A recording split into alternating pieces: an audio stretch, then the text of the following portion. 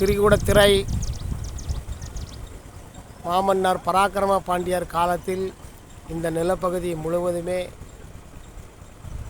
குத்துக்கல் வலசை, ஆய்க்குடி, வாயின் theatre road,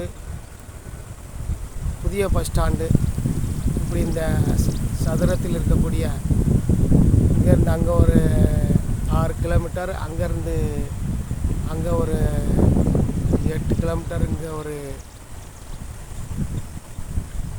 6 kilometre, இந்த சதுரமான நிலப்பகுதி முழுவதுமே போர்க்களமாக பயன்பட்டது அப்படின்னு நம்ம பெரியவங்க நமக்கு தகவல் கொடுப்பாங்க. அதனால் இந்த நிலப்பகுதி எல்லாமே மாமன்னர் பராக்கிரம பாண்டியர் காலத்தில் போர் பகுதி, போர் செய்யக்கூடிய நிலமாக இந்த நிலத்தை பயன்படுத்தியிருக்காங்க.